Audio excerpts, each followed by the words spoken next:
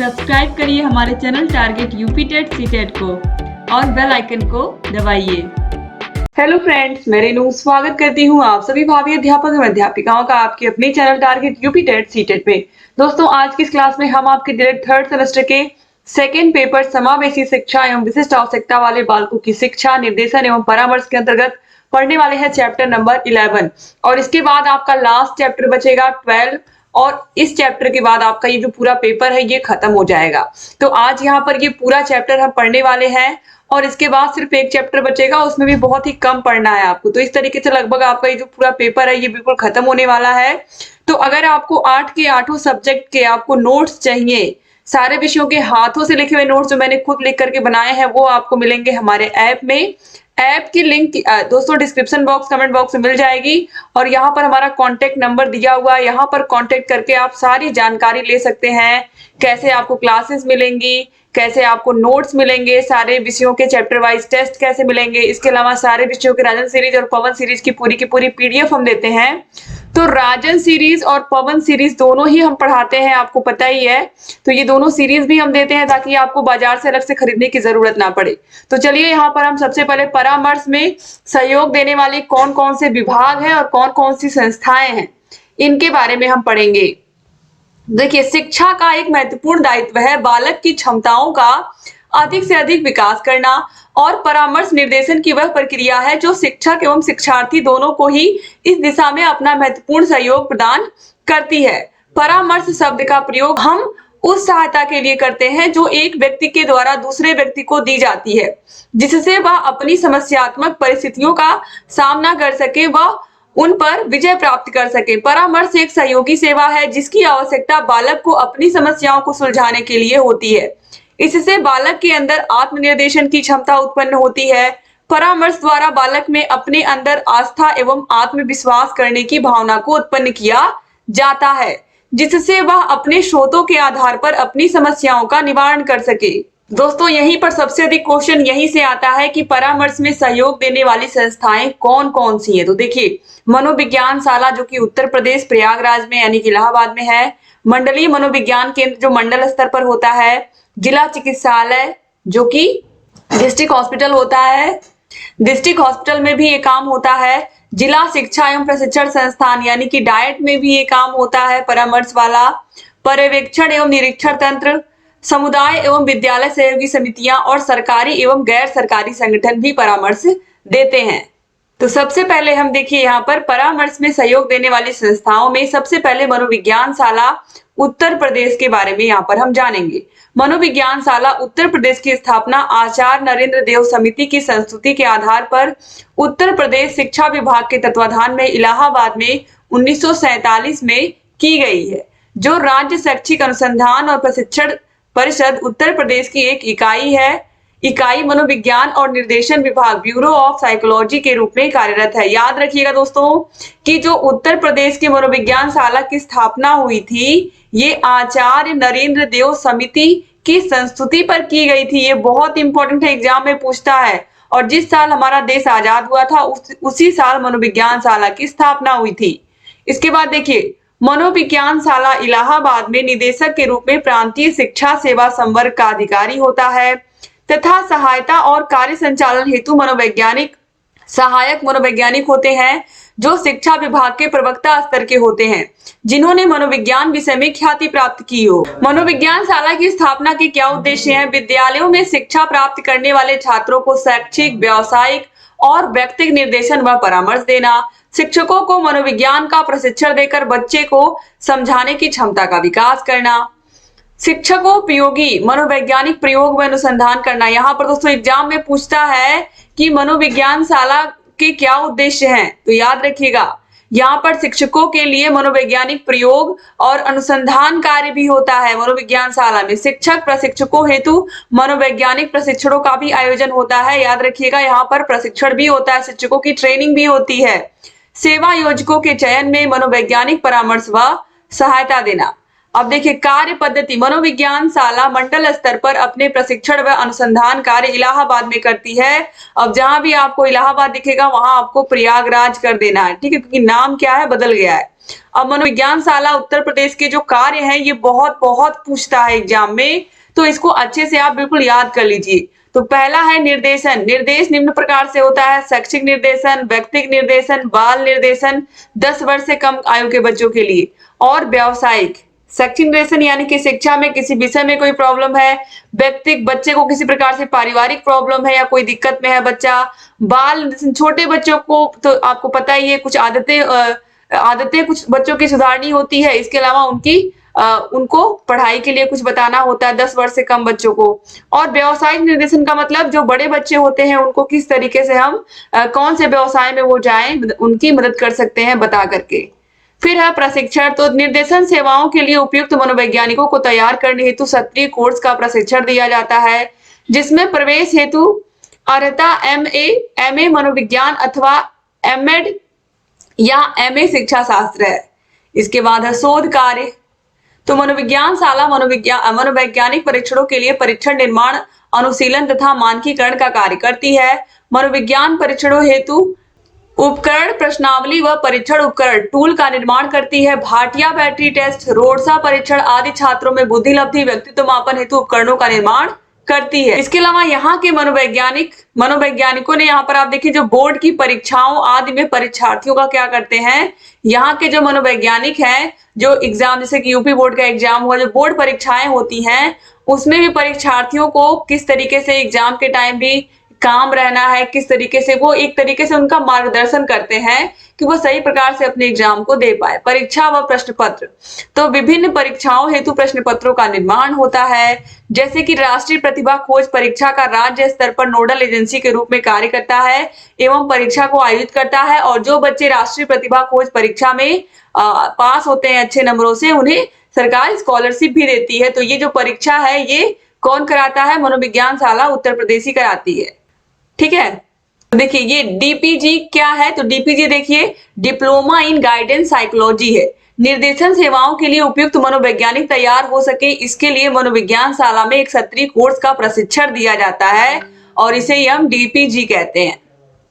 तो ये याद रखिएगा, डिप्लोमा इन गाइडेंस साइकोलॉजी। इसके बाद हम देखेंगे मंडलीय मनोविज्ञान केंद्र में क्या होता है।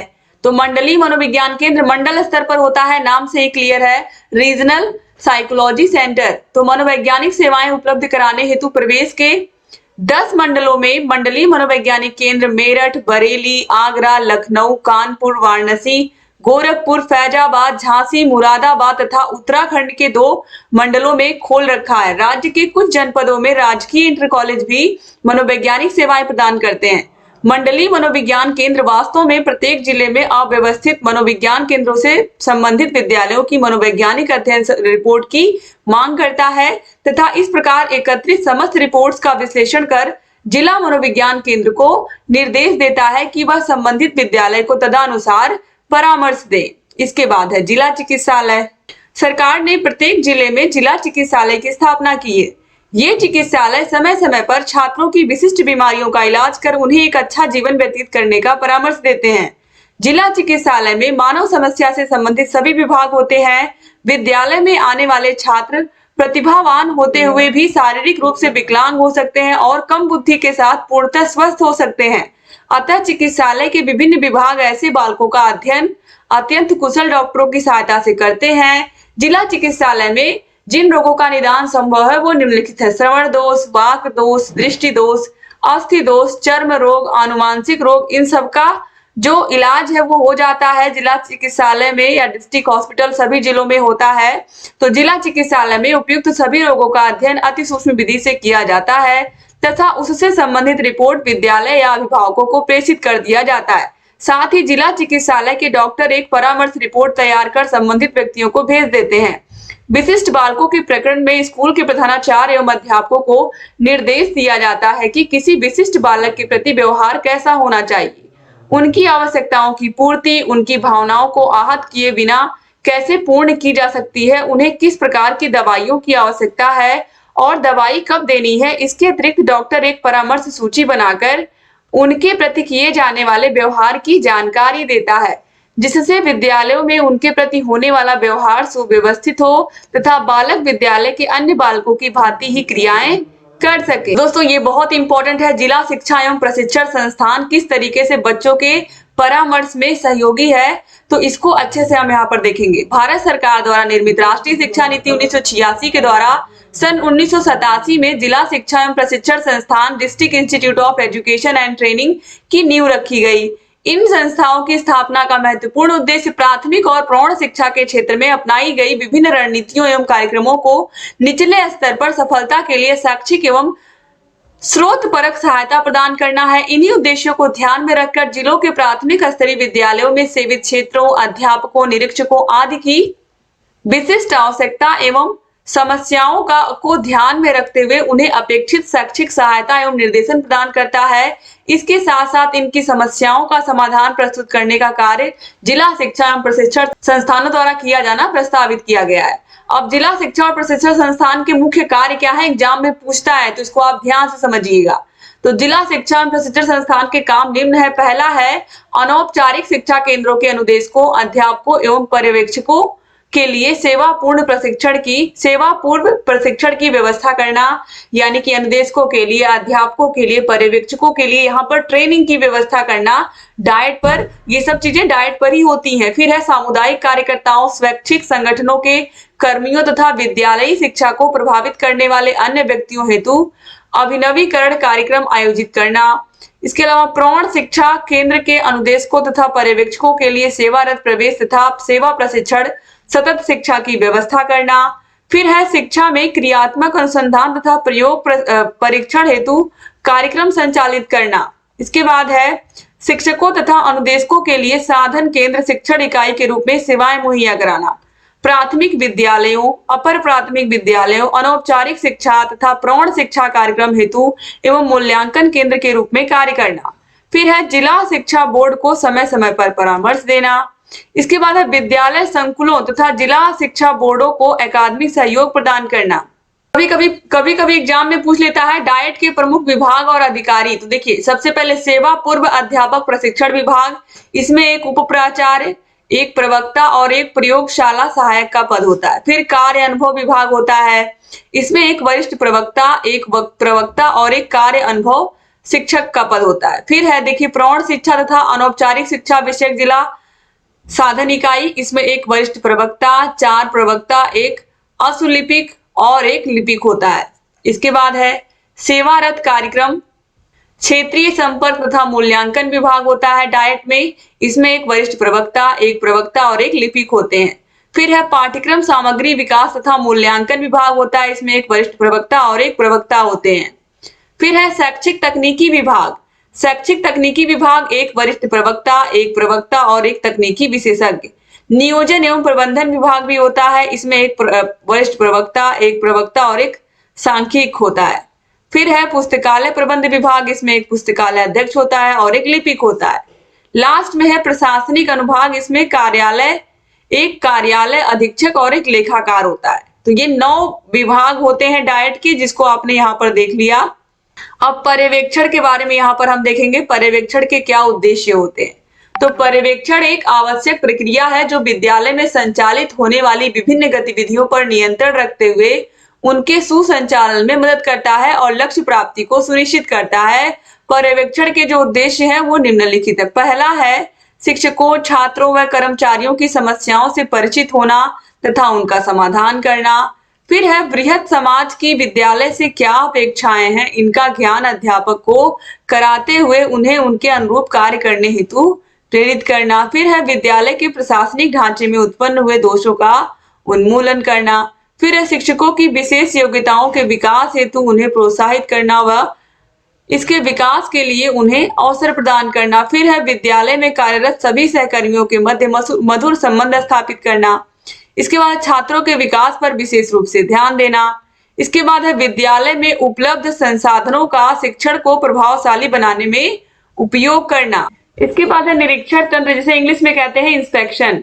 तो निरीक्षण का तात्पर्य परीक्षा लेना और परीक्षा का तात्पर्य है सरलता पूर्वक एवं आलोचनात्मक दृष्टि से जांच करना। शाब्दिक अर्थ के अनुसार भी निरीक्षण का अर्थ है किसी व्यक्ति की जांच करना। तो डॉक्टर मुखर्जी के अनुसार वरिष्ठ अध्यापक अथवा प्रधानाध्यापक द्वारा किए गए मूल्यांकन को ही क्या कहते हैं, हम निरीक्षण कहते हैं।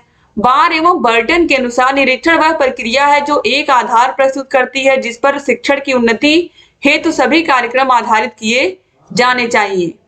अब वुड के घोषणा पत्र में क्या कहा गया है? वुड के घोषणा पत्र के अनुसार एक उपयुक्त निरीक्षण पद्धति भविष्य के लिए हमारी शिक्षा पद्धति का आवश्यक अंग हो जाएगी और हमारी इच्छा है कि पर्याप्त मात्रा में योग्य निरीक्षकों की नियुक्ति की जाए जो कि समय समय पर सरकार द्वारा संचालित एवं सहायता प्राप्त विद्यालय एवं कॉलेज की प्रचलित स्थिति के विषय में रिपोर्ट देंगे। वे इन संस्थाओं के छात्रों की परीक्षा का संचालन या सहायता प्रदान करेंगे। यूनेस्को की रिपोर्ट के अनुसार निरीक्षणकर्ता जब कार्य करता है तो वह इस दौरान शिक्षाविदों या अन्य अधिकारियों से जो शिक्षा में रुचि लेते हैं संबंध स्थापित करता है, साथ ही शैक्षिक सभाओं में भाग लेता है और उस जिले की शैक्षिक समस्याओं के प्रति स्वयं को जागरूक करता है। अब देखिए निरीक्षण के क्या उद्देश्य होते हैं। जब स्कूल में इंस्पेक्शन होता है उसका क्या उद्देश्य होता है? तो निरीक्षण का उद्देश्य अध्यापकों की कमियों को ध्यान करते हुए उनका निराकरण करके उन्हें अच्छा शिक्षक बनाना, यानी कि जो भी हमारे अंदर कमियां हैं उनको एक तरीके से यहाँ पर जो निरीक्षणकर्ता होते हैं वो क्या करते हैं, उनको उजागर करके उनको सही करने को कहते हैं। फिर है निरीक्षक अध्यापक को मार्गदर्शन देने का कार्य भी करता है। निरीक्षक के द्वारा अध्यापक में विद्यमान क्षमताओं की जानकारी हो जाती है। निरीक्षण के द्वारा उन परिस्थितियों का भी ज्ञान किया जाता है जो बच्चों को सीखने हेतु प्रेरित करते हैं। फिर निरीक्षण के द्वारा अध्यापक व छात्रों की समस्याओं का निदान किया जा सकता है। निरीक्षण के द्वारा अध्यापक शिक्षण की उचित विधि का प्रयोग करना सीख जाते हैं। निरीक्षण का उद्देश्य शिक्षक को पाठ्यक्रम का निर्माण करने में सहयोग प्रदान करना है। अब देखिए निरीक्षण के प्रकार, तो टाइप्स ऑफ इंस्पेक्शन, तो पहला है संशोधनात्मक, दूसरा है निरोधात्मक और तीसरा है रचनात्मक। तो सबसे पहले हम संशोधनात्मक को पढ़ेंगे। निरीक्षण की इस प्रक्रिया के अंतर्गत निरीक्षण हेतु विद्यालय में आता है और वह विद्यालय की विभिन्न गतिविधियों का अवलोकन करता है और यदि इसमें कोई दोष है तो वह उसको ढूंढता है और उनका रिकॉर्ड तैयार करता है। निरीक्षण की इस प्रक्रिया में निरीक्षणकर्ता संस्था की अच्छी गतिविधियों की ओर बिल्कुल ध्यान नहीं देता है, इस कारण यह हमेशा आलोचना का पात्र रहा है। इसके बाद है निरोधात्मक। निरीक्षण की इस प्रक्रिया के अंतर्गत निरीक्षक विभिन्न समस्याओं का आभास पहले ही कर लेता है और उनकी जानकारी वह अध्यापकों व मुख्य अध्यापकों को दे देता है। इसके लिए यह आवश्यक है कि निरीक्षणकर्ता पर्याप्त अनुभवी व दूरगामी दृष्टि रखता हो। इसके बाद है रचनात्मक। निरीक्षण के इस व्यवहार के अंतर्गत निरीक्षक अध्यापक के स्तर पर आ जाता है। अध्यापक जो शिक्षण प्रक्रिया में विभिन्न प्रयोगों का इस्तेमाल करता है, निरीक्षक उसकी प्रशंसा करता है जिससे उसमें आत्मविश्वास बढ़े। इसके बाद है सरकारी व गैर सरकारी संगठनों का परामर्श में योगदान। अनेक सरकारी व गैर सरकारी संगठन शैक्षिक परामर्श के क्षेत्र में लंबे समय से अपना योगदान दे रहे हैं। इन संगठनों के परामर्श के कारण ही छात्र छात्राएं एक स्वच्छ वातावरण में अपना विकास करने में सक्षम है। सरकारी संगठन जैसे कि CBSE, NCERT, ICSE, इसके अलावा CIET आदि अपनी विशेष योजना के तहत विद्यालयों को आवश्यक निर्देशन व परामर्श देते रहते हैं। इन संगठनों के जो कार्य है वो अग्रलिखित है। पहला है शिक्षण अधिगम प्रक्रिया को प्रभावी बनाने के लिए उपयुक्त एवं आवश्यक सहायक सामग्री उत्पादित करना, शैक्षिक नियोजकों, प्रशासकों एवं अध्यापकों को शैक्षिक प्रौद्योगिकी की संभावनाओं एवं प्रक्रिया का प्रारंभिक ज्ञान प्रदान करना। इसके बाद विद्यालयों के विशिष्ट बालकों को अधिगम सामग्री जुटाने हेतु शिक्षा निर्देश एवं प्रयास, शिक्षा से संबंधित समस्याओं के निदान के लिए विभिन्न शिक्षण प्रणालियों का विकास करना। इस प्रकार अनेक गैर सरकारी संगठन हैं जिन्हें NGO के नाम से जाना जाता है। ये बालक के लिए विशेषतः अभावग्रस्त बालकों के लिए अनेक योजनाओं के माध्यम से सहायता प्रदान कर रहे हैं। मातृछाया, आयुष्मान आदि गैर सरकारी संगठन विशिष्ट बालकों की समस्याओं के समाधान हेतु अनेक कार्यक्रम चलाकर उनका निदान कर रहे हैं। गैर सरकारी संगठनों के माध्यम से बालकों का निदानात्मक उपचार भी किया जाता है। तो इस तरीके से यहाँ पर आप लोगों ने पूरा देखा। उम्मीद करती हूँ कि आप लोगों को क्लास पसंद आई होगी। क्लास अच्छी लगी है तो लाइक करिएगा और अगर चैनल को सब्सक्राइब नहीं किया है तो प्लीज सब्सक्राइब कर दीजिए। बगल में घंटी का निशान होगा, इसको भी प्रेस कर दीजिए। और जहां कहीं कोई भी डाउट है आप कमेंट बॉक्स में कमेंट करके हमसे पूछ सकते हैं। क्लास को शेयर करना मत भूलिएगा। डिस्क्रिप्शन बॉक्स, कमेंट बॉक्स में आपको लास्ट क्लासेस की जो मैंने पहले पढ़ाई है आपको लिंक मिल जाएगा, तो आप देख सकते हैं। और अगर कोई भी डाउट है तो आप कमेंट बॉक्स में हमसे पूछ सकते हैं। इसके अलावा आपको सारे के सारे विषयों के नोट्स, सारे विषयों की क्लासेस, सारे विषयों के चैप्टर वाइज टेस्ट, सारे विषयों के राजन सीरीज, पवन सीरीज की ये सब वीडियोस, ये सब आपको मिल जाएंगे हमारे ऐप में। ऐप का नाम है अस्तित्व एकेडमी और ये आपको मिल जाएगा डिस्क्रिप्शन बॉक्स और कमेंट बॉक्स में। और ये कॉन्टेक्ट नंबर है, इस पर कॉन्टेक्ट करके आप सारी जानकारी ले सकते हैं ऐप के बारे में। थैंक यू सो मच दोस्तों।